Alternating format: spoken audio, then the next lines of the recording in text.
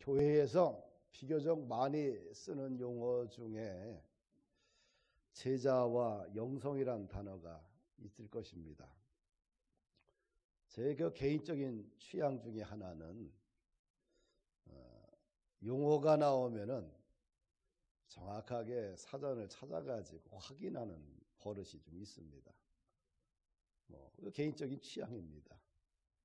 그래서 은근슬쩍 넘어가는 단어들, 두리뭉실한 단어들은 답답해서 꼭 반드시 찾아서 확인하고 또 단어의 그런 전체적인 흐름이 어떤 것인가 파악하고 그런 것들을 참 좋아하는 성격입니다. 우리가 교회에서 사용하는 용어 중에 오늘은 제자와 영성의 개념부터 한번 좀 정리해 보면 어떨까 싶습니다. 제자란 말은 예수 그리스도를 닮아가는 사람을 제자다 이렇게 정의를 내립니다. 빌립보서 2장 5절 이하 11절까지 보면 너희 안에 이 마음을 품으라 곧 그리스도 예수의 마음이니. 우리가 그리스도 예수의 마음을 품어야 되고요. 왜? 제자기 때문에. 그분을 닮아가야 되기 때문에. 근데 그분은 어떤 삶을 사셨나?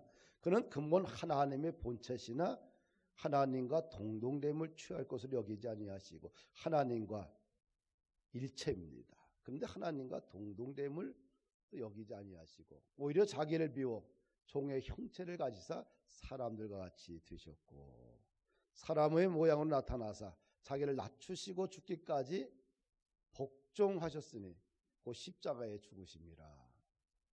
그분은 낮아지고 낮아져서 죽기까지 복종하셨는데 십자가에 죽으신 분이죠.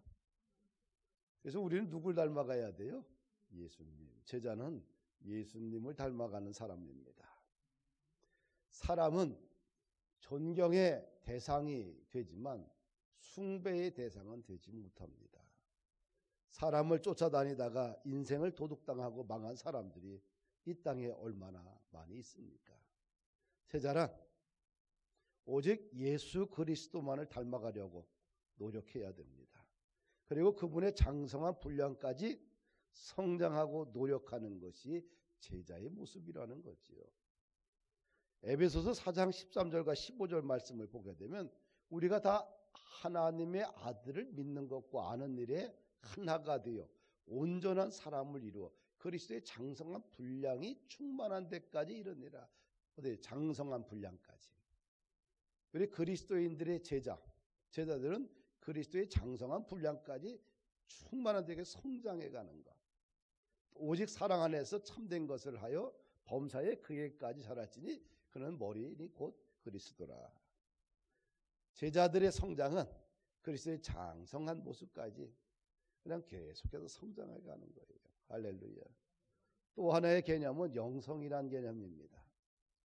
영성이란 뭐냐? 예수님을 닮아가는 삶을 사는 사람. 이것은 행동의 개념이죠. 영성은 그냥 행동의 개념을 포함하고 있어요. 예수님을 닮아가는 삶을 사는 사람. 그래서 영성의 중심은 예수 그리스도이고 예수 그리스도의 중심은 핵심은 십자가입니다. 그러니까 영성이라는 것은 십자가를 지고 살아가는 사람들이에요. 삶에서. 십자가를 오해하는 분들이 있는데 첫 번째 오해는 이런 것들이에요. 십자가가 바로 기독교다. 십자가가 바로 기독교다. 사실은 십자가는 기독교가 아니라 십자가는 상징일 뿐입니다. 우리가 목걸이 달고 있는 십자가는 상징이에요. 이 앞에 있는 상징물이고요. 십자가를 지니고 있다고 해서 그가 그리스도인이냐? 그럴 수도 있고 아닐 수도 있는 거예요. 유대계의 상징은 뭐예요? 다윗의 별이잖아요. 그럼 공산당의 상징은 뭡니까? 낙과 망치입니다. 우리가 오해해서 안 되는 것은 뭐냐면 십자가는 상징일 뿐이에요. 상징에는 생명이 있다 없다? 없다. 상징에는 생명이 없는 거예요. 상징을 보고 위로는 받을 수 있지만 상징에는 생명이 없어요. 두 번째 오해하는 것 중에 하나가 뭐냐면 십자가를 신학화하는 것이죠. 십자가를 지식적으로만 이해하는 것을 말합니다. 지식적으로 십자가를 이해하게 되면 십자가가 내 삶에 아무런 영향력을 주지 못합니다. 십자가가 무엇인지는 말로 설명할 수 있지만 망설임 없이 신학적으로 십자가에 대해서 우리가 그 이론을 이야기할 수 있습니다. 설명할 수 있습니다. 그런데 그것이 아무런 감동도 영향도 나에게 주지 못한다는 거죠. 십자가가 신학화돼 버리면 사실은 그냥 이론으로 끝나게 되지요. 십자가를 이론으로만 알고 있을 때 그 사람이 십자가 중심의 삶을 산다, 이해한다 이렇게 이야기하지는 못합니다. 그래서 체험되지 않는 십자가는 능력이 없어요. 그 십자가의 영성은 바로 체험되는 영성이에요. 할렐루야. 왜? 기독교는 십자가 안에 모든 능력이 있습니다. 영성이라고 할 때 예수를 닮아가는 사람들은 십자가를 지고 가는 거예요. 단순하게 어떻게 목걸이를 십자가에 걸고 있다고 해서, 교회에 십자가를 걸고 있다고 해서, 가정에 십자가를 놓고 있다고 해서 그 사람이 예수를 닮아가는 영성가냐? 그럴 수도 있고 안 그럴 수도 있다는 거예요. 십자가란 채찍에 맞으시고 조롱당하시고 모욕당하시고 제자들로부터 모른다고 부인당하시고 죄가 없지만 십자가를 당하면서 항변하지 않고 아버지 뜻에 묵묵히 순종했던 것이 십자가의 중심 아니겠어요? 십자가가 여러분들의 또 우리들의 인생 가운데 중심이 되어서 삶으로 좀 체험되어져서 그 영성이 좀 흘러가기를 원합니다. 두 번째 우리가 생각해 봐야 될 것은 예수 그리스도의 삶에 대해서 한번 좀 조명해 보면 좋을 것 같아요. 예수님은 어떤 삶을 사셨을까? 첫째로 세 가지를 이야기할 수 있다면, 첫째로 모양적인 삶을 사셨겠죠. 예수님은 양을 위해서 생명을 버렸던 분입니다. 요한복음 10장에 보면 선한 목자와 삭군 목자를 비교해요. 선한 목자는 7절 9절 이렇게 보면 예수님은 나는 양의 문이다 이렇게 이야기하고요. 내 문으로 누구든지 들어오면 구원받고 들어가며 나오며 꼴을 먹을 것이다. 10절에 보면 내가 온 것은 양으로 생명을 얻게 하고 더 풍성하게 얻게 하려는 것이다. 11절 보니까 나는 선한 목자라. 선한 목자는 양들을 위해 목숨을 버린다. 14절 보니까 나는 선한 목자라. 나는 내 양을 알고 양도 나를 아는 것이 아버지께서 나를 아시고 내가 아버지를 아는 것 같으니 나는 양을 위하여 목숨을 버리노라. 특징이 뭡니까? 선한 목자의 특징은 양들을 위해서 목숨을 버린다는 거예요. 예수님은 선한 목자라는 거죠. 나는 양들을 위해서 목숨을 버린다는 거예요. 그럼 삭군 목자의 특징이 뭐냐? 10절에 보니까 도둑이 오는 것은 도둑질하고 죽이고 멸망. 삭군 목자는 도둑놈이라는 겁니다. 12절 보니까 삭군은 목자가 아니요 양도 제양이 아니라 이리가 오는 것을 보면 양을 버리고 달아나나니 이리가 양을 물어가고 또 해치느니라. 달아나는 것은 그가 삭군인 까닭에 양을 돌보지 아니하리라. 삭군 목자의 특징은 도둑놈이고 도둑질하고 죽이고 멸망시키는 것이고 이리가 오게 되면 그냥 달아나 버려요. 양들을 지키지 않고. 그래서 진정한 목자이신 예수님은 양을 위해서 생명을 바친다는 겁니다. 요한복음 13장 1절 보니까 유월절 전에 예수께서 자기가 세상을 떠나 아버지께로 돌아갈 때가 이런 줄 아시고 세상에 있는 자기 사람들을 사랑하시되 끝까지 사랑하셨다. 예수님의 목양적 삶의 자세는 끝까지 자신들의 양떼를 지켰다는 거죠. 생명 걸고. 할렐루야. 필요할 때만 양을 이용하고 이익이 없으면 양을 버리고 무시하는 것이 목자가 아니라는 겁니다. 목자라는 것은 끝까지 양을 사랑하는 것. 이것이 오늘 한국교회에 필요하지 않겠나. 목사도 성도를 끝까지 생명 걸고 사랑하고 지키고 또 여러분들도 여러분들의 소속되어 있는 또 여러분들 지체들을 끝까지 사랑하고 끝까지 지키는 것, 목양적 삶을 우리가 닮아가야 되지 않겠는가, 제자로서. 두 번째는 예수님의 삶 중에 청지기의 삶의 모습이 있습니다. 청지기는 뭐냐? 내가 주인이 아니라 난 주인의 것을 맡아서 관리하는 책임자가 청지기예요. 그럼 청지기는 어떻게 집주인 것을 관리해야 되느냐? 성실과 지혜로 해야 된다는 겁니다. 할렐루야. 누가복음 12장 36절 37절을 보니까 청지기의 자세에 대해서 기록하고 있어요. 주인이 올 때까지 잠을 자지 않고 기다려요. 주인이 문을 뚝 두드리니까 어떻게 해요? 금방 가서 문을 열어줍니다. 기다리는 자세, 잠을 자지 않고 기다리는 자세, 이게 종의 자세라는 거죠. 그래서 성실한 모습으로 준비하는 자세로 주님 오실 때까지 그렇게 살라는 거예요. 청지기의 삶의 모습입니다.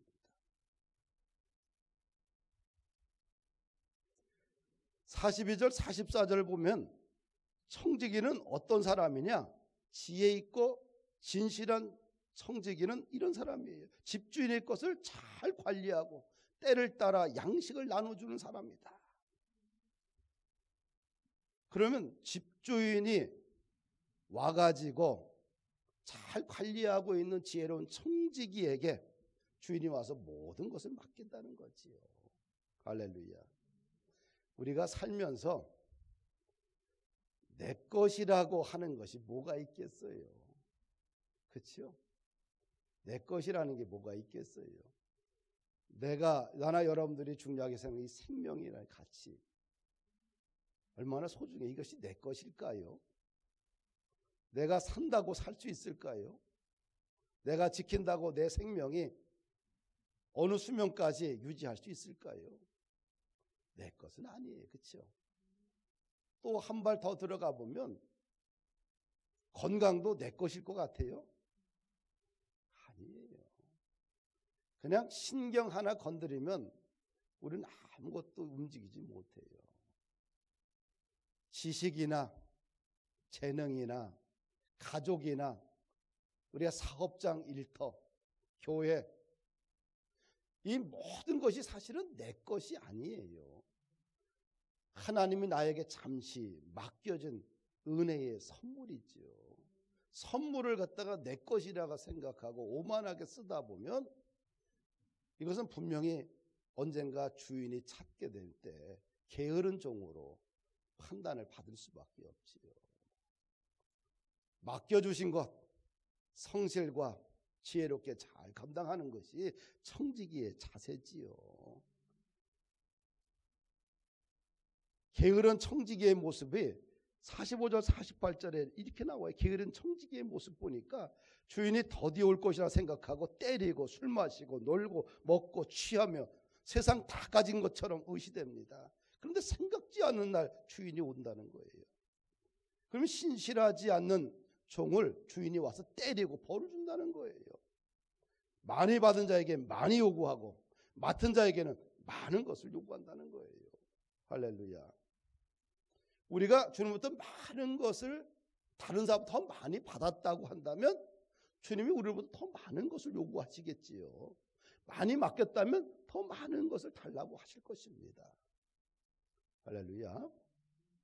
신실한 청지기의 삶을 살아야 된다. 내 것은 내 게 아니라 주님이 나에게 잠시 맡겨준 은혜의 선물이에요. 선물을 가지고 오만하게 쓰면 안 되는 거예요. 할렐루야. 이것이 그리스도인들의 삶의 자세고 예수님이 그렇게 사셨어요.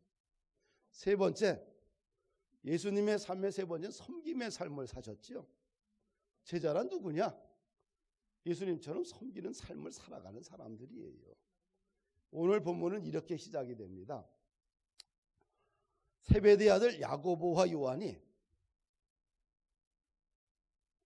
주님께 우리들이 요구하는 것을 들어달라고 말을 하죠.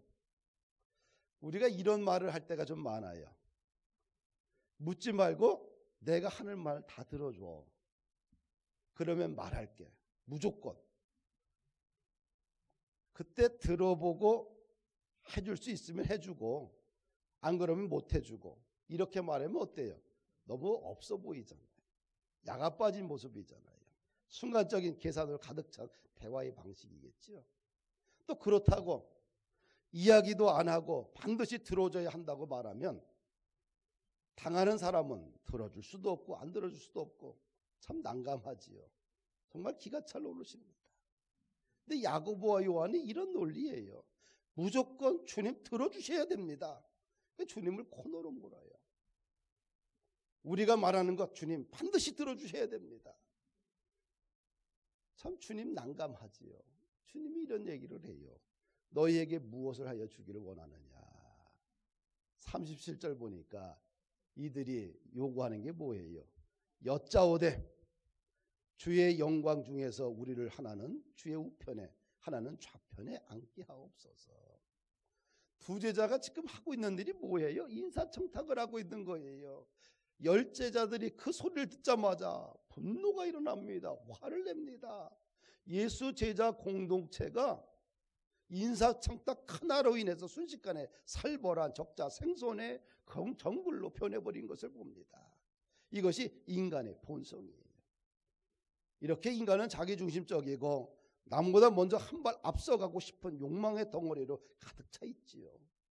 나보다 친구가 한 발짝 앞으로 가면 속이 상해서 뒤집어집니다. 나보다 학교 다닐 때 공부를 못했는데 더 잘 살아. 기분 나쁩니다. 세상에서 더 좋은 아파트 살고 더 좋은 차를 타고 더 좋은 연봉을 받고 있으면 속이 뒤집어지는 거예요. 이것이 우리 인간들의 내면에 가지고 있는 속성들이죠. 예수님의 제자 공동체가 이런 거예요. 3년 6개월 동안 예수님과 함께 한솥밥을 먹으면서 예수님의 이야기를 듣고 예수님의 삶의 모습을 봤는데도 인사청탁 앞에서 뒤집어지는 거죠. 서로 욕심을 가지고 분노하는 것을 봅니다. 오늘 본문의 핵심으로 쑥 들어가 보면 이런 인사청탁 앞에서 예수 제자 공동체 깨어짐 앞에서 예수님이 제자도에 대해서 가르쳐요. 제자도. 제자는 뭐예요? 스승에게 가르침을 받는 사람이 제자예요.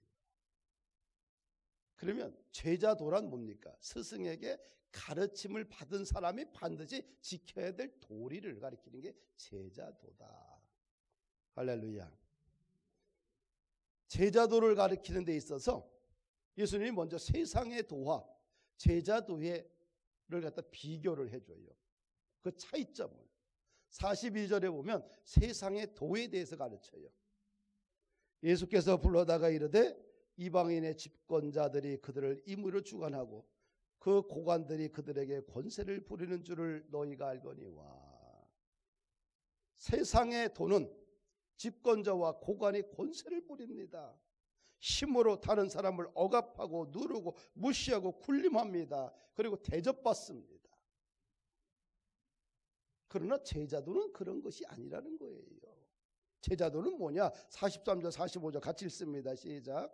너희 중에 누구든지 크고자 하는 자는 너희를 섬기는 자가 되고 너희 중에 누구든지 으뜸이 되고자 하는 자는 모든 사람의 종이 되어야 하리라. 인자가 온 것은 섬김을 받으려 함이 아니라 도리어 섬기려 하고 자기의 목숨을 많은 사람의 대속물로 주려 함이니라. 아멘. 세상의 도는 대접받는 사람이라는 거예요. 군림하는 사람이라는 거예요. 그러나 제자도는 섬기는 삶을 사는 사람이라는 거죠. 크고자 하느냐? 먼저 섬기라는 거예요. 으뜸이 되고자 하느냐? 먼저 모든 사람이 종이 되라는 거예요. 이것이 제자도라는 겁니다. 자기 희생 정신으로 살아가는 것이 제자도입니다. 우리가 사는 지구촌이 정글의 법칙으로 서로 물고 싸우고 죽이는 전쟁터인데 이 전쟁터를 평화의 공존으로 세워가는 원리는 오직 하나라는 거예요. 바로 섬김, 제자도, 자기 희생 정신. 이것이 이 땅에 제자가 필요한 이유라는 거지요. 제자들에게 마침뼈를 예수님이 찍어요. 45절에 보니까 내가 이 땅에 온 것은 섬김을 받으려 온 것이 아니라 도리어 섬기려 하고 자기 목숨을 사람의 대속물로 주려고 왔다고 선포합니다. 나는 섬김받으러 온 것이 아니라는 거예요. 대접받으러 온 것이 아니라는 거예요. 나는 섬기려고 왔고 내 목숨을 사람들에게 속죄물로 주려고 왔다는 거예요. 목숨까지도 내어주는 사랑을 하기 위해서 이 땅에 오셨다는 겁니다. 죽으러 오셨다는 거지요.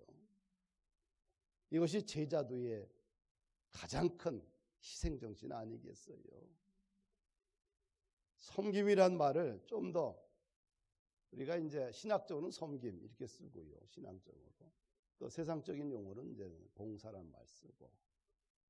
또 요 말을 갖다 조금 더 우리가 풀어보면 누군가의 사다리가 되어주는 것. 이렇게 좀 정리해 볼 수 있겠지요. 누군가의 사다리가 되어주는 것이 섬깁니다. 우리 여러분과 제가 잘 아는 헬렌 켈러가 있죠. 헬렌 켈러. 이 헬렌 켈러는 뭐예요? 삼중고의 장애인입니다. 장님, 귀머거리, 벙어리죠. 삼중고. 이 삼중고를 가지고 있는 헬렌 켈러에게 48년 동안 사다리가 되어준 사람이 앤 설리번이에요. 헬렌 켈러는 태어난 지 19개월쯤에 열병을 앓아서 청각, 시각, 언어 장애를 갖게 됩니다. 그리고 앤 설리번이 48년 동안 헬렌 켈러의 눈과 또 입과 귀가 되어줘요. 일생 동안 따뜻하게 헬렌 켈러를 보살펴 줍니다. 헬렌이 하버드 대학에서 공부할 때에 헬렌 옆에서 모든 수업을 함께 듣습니다. 그녀가 손에 강의 내용을 적어서 헬렌에게 또 줘요. 그래서 헬렌 켈러가 이런 얘기를 합니다. 항상 사랑과 희망과 용기를 불어넣어준 앤 설리번 선생님이 없었으면 저도 없었을 것입니다. 만약 제가 볼 수 있다면 가장 먼저 설리번 선생님을 보고 싶어요. 헬렌 켈러가 됐던 이 사회사업가 헬렌 켈러가 오늘날 많은 사람들에게 감동을 주게 됐던 원인은 누구예요? 누구 때문에? 앤 설리번이 사다리가 되어줬기 때문에 그래요. 48년 동안. 그러면 앤 설리번의 그 성장 과정, 그 부인의 성장 과정은 어떠냐? 부인은 이 부모는 아일랜드 출신입니다. 수백만이 굶어 죽던 대기근 시절에 먹을 것을 찾아서 미국으로 건너온 분이에요.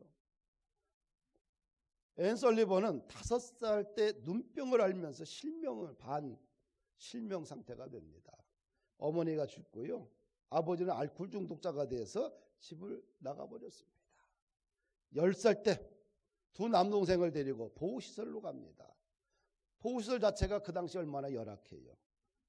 거기서 두 남동생이 차례로 죽습니다.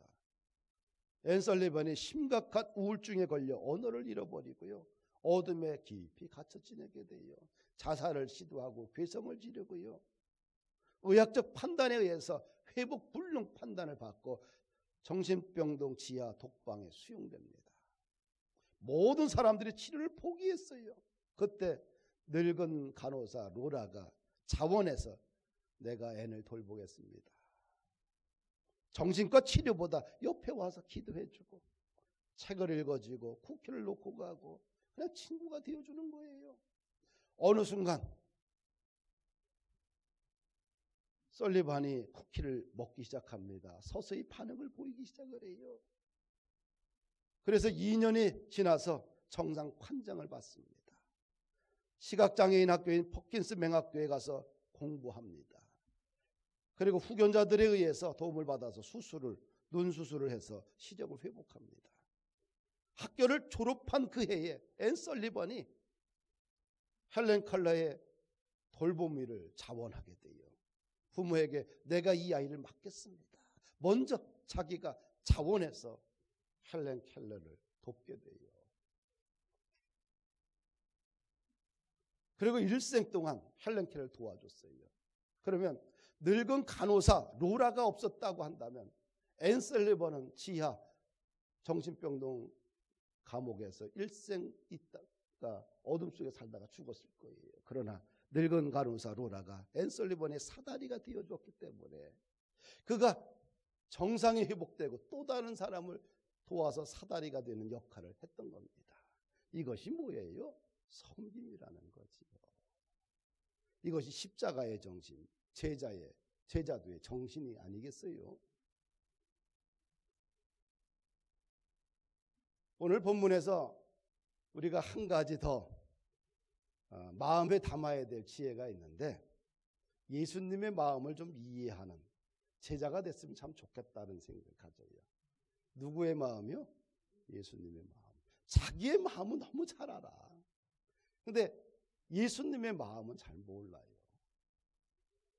32절부터 오늘 본문이 사실은 시작되는 건데, 32절에 보면 12제자와 함께 예루살렘을 입성해서 예루살렘에 당할 십자가의 고통을 예수님이 설명을 해요.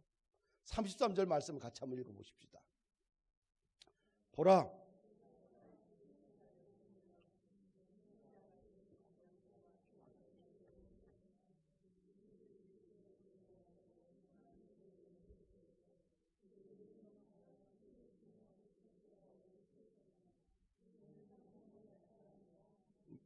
뭐라 그래요? 우리가 어디로 올라간다 그래요? 예루살렘에 올라가서 인자가, 내가 대제사장들과 서기관들에게 넘겨지고 그들이 나를 죽이기로 결의를 하고 이방인들에게 넘겨주겠고 그들이 농육하고 침뱉으며 채찍질하고 죽일 것이다. 그리고 내가 3일 만에 살아날 것이다. 예수님의 마음이 얼마나 아파요. 그렇죠? 지금 죽음에 대해서, 고통에 대해서 제자들에게 이야기하는 거예요. 내 마음이 이렇게 지금 힘들다. 내 마음이 너무 힘들다. 나를 위해서 위로해줘라. 나를 위해 기도해줘라. 내 마음이 지금 이렇게 침통하다. 이렇게 이야기하고 있는데, 이 이야기가 끝나자마자 야고보와 요한이 뭐라고 그래요? 당신의 나라에서 우리 두 형제가 좌편 우편에 앉게 해달라는 거예요. 인사청탁해요. 그리고 예수 공동체가 완전히 분란에 빠집니다. 주님은 곧 죽는다고 말하는데 3년 6개월이나 제자 교육을 받은 12제자들은 서로 싸우고 있어요.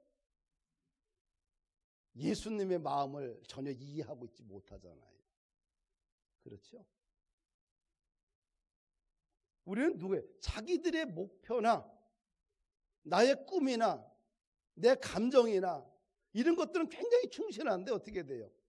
상대편의 이야기의 행간을 듣고 싶어 하지 않아요. 그래서 우리 이 사순절 기간에 나보다는 누구의 마음? 하나님의 마음을, 말씀의 의도를 좀 이렇게 좀 찾아가는 순례자의 길이 됐으면 좋겠다.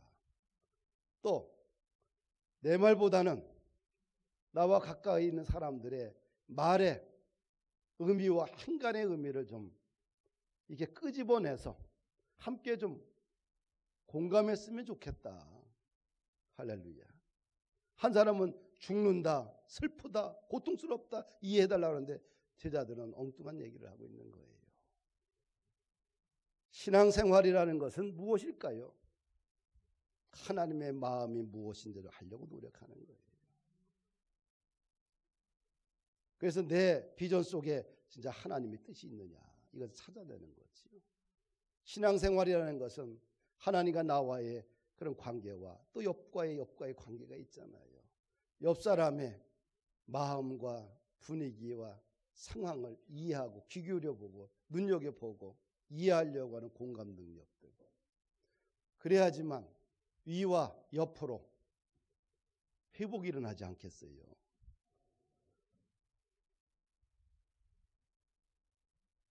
그래서 하나님의 뜻을 우리가 좀 찾아나가는 그 순례자의 길이 좀 돼야 돼요. 이 아브라함 가정에 보면 예를 들어보면 이런 거지요. 아브라함이 이게 뭐라 그래요? 네 아내 사라를 통해서 그 아들을 주고 그 아들이 통해서 하나님의 나라가 세워질 것을 이야기했는데 뭐 10년 정도 지나도 하나님의 자식을 안 줘요. 그래서 뭐라고 그래요? 사라가 그냥 내 종 하갈을 통해서 자식을 낳으면 그것이 내 아들이 될 거다. 하나님의 뜻이 안 본인들의 뜻이에요. 본인 뜻이에요. 결국 하갈을 통해서 이스마엘을 태어나고 이스마엘을 통해서 나중에 어떻게 돼요? 그 가정에 엄청난 아픔을 경험하잖아요. 하나님의 뜻은 뭐예요? 이삭을 통해서 하나님의 나라가 족장이 연결되는 거예요. 하나님의 뜻이 아닌 것에, 하나님의 마음이 없는 곳에 우리가 길을 가다 보면 결론은 뭐예요? 아픔과 상처와 가정의 분란과.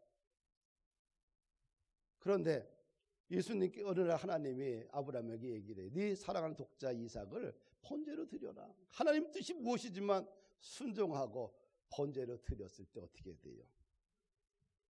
야, 네가 나를 정말 사랑하는구나. 하나님께서 미리 번제할 양을 준비하는 여호와 일의 축복을 받고요. 아브라함의 온전한 순종을 통해서 하나님 너무 기뻐하시고, 그러면서 이런 축복을 주셔요. 내가 네게 큰 복을 주고 네 씨가 크게 번성하여 하늘의 별과 같고 바닷가의 모래와 같게 하리니 네 씨가 그 대적의 성문을 차지하리라. 또 네 씨로 말미암아 천하 만민이 복을 받으리니 이는 내가 나의 말을 준행하였습니다. 결국은 인간의 욕심을 채우다 보면 그것이 하나님의 뜻으로 포장해 채우다 보면 결국은 상처뿐이지만, 그러나 하나님의 마음, 하나님의 뜻 앞에 순종하게 되면 결과는 하나님의 축복으로 결론 나는 것을 보게 돼요. 할렐루야.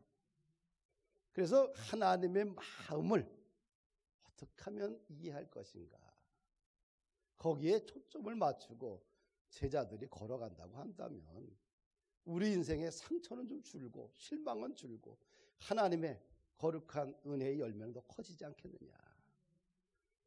그 다음에 마지막 오늘 본문을 통해서 하나 더 우리가 교훈을 얻는다는 것은 예수님의 그럼 좌우편은 누가 차지하느냐는 얘기죠. 누가 차지해요? 봉사자에게, 섬기는 자에게 예비된 거지요. 마가복음 10장 40절에 보니까 뭐래요? 내 좌우편에 앉는 것은 내가 줄 것이 아니라 누구를 위하여 준비되었든지 그들이 얻을 것이라. 누구의? 섬기는 자에게, 봉사자에게 내 좌우편은 열려 있다는 거예요. 봉사를 하게 되면 어떤 유익이 있느냐? 세상에서 가장 영향력 있는 사람이 됩니다. 아멘. 예수님이 왜 이렇게 많은 사람들이 존경을 하느냐? 왜 영향력이 있느냐? 자신의 생명을 내어줬기 때문에, 자신의 생명까지 그냥 주었기 때문에 영향력이 있는 거예요. 할렐루야. 우리가 영향력이 있는 성도가 되고 제자가 된다는 건 간단해요. 섬기면 된다. 그럼 이 섬김, 이 봉사는 배워야만 되느냐? 아니, 누구나 할 수 있다는 거예요. 왜? 따뜻한 마음과 가슴만 있으면 가능한 거예요. 수학 공식을 몰라도 되고요. 대학 안 나와도 되고요. 학이 없어도 돼요. 마음만 따뜻하면 누구나 제자 도를 걸어갈 수 있는 거지요. 봉사는 이웃에게 유익한 사람이 되는 것입니다. 인간의 본성이 굉장히 유아적이에요. 독선적입니다. 오직 나 중심이에요. 나에게 집중돼 있어요. 내 기분, 또 내 감정, 내 주장, 이것이 굉장히 앞서요. 이렇게 유아적입니다. 그러나 성숙한 제자는 나 먼저를 극복하고 너 먼저를 생각하고 행동하는 거지요. 그래서 봉사라는 것은 이웃에게 유익한 사람이 되기 때문에 내가 성장하는 거예요. 내가 성숙한 사람이 되어가는 거겠지요. 또 봉사를 하게 되면 기쁨이 충만해집니다. 나를 벗어날 때 오히려 나의 존재가 행복해진다는 말이 있어요. 행복해지기 위해서는 간단해요. 봉사하면 돼요. 말이 아니라 행동으로 살게 되면 행복과 기쁨이 덤으로 찾아오잖아요. 성 프란시스가 이런 얘기를 해요. 항상 복음을 전하되 말로만 그치지 말라. 말씀을 정리합니다. 예수님은 목양적인 삶을 사셨고 지혜로운 총직의 삶을 사셨고 섬김의 삶을 사셨습니다. 우리도 그분의 제자로서 제자도의 길을 걸어가는 축복이 있기를 주의 이름으로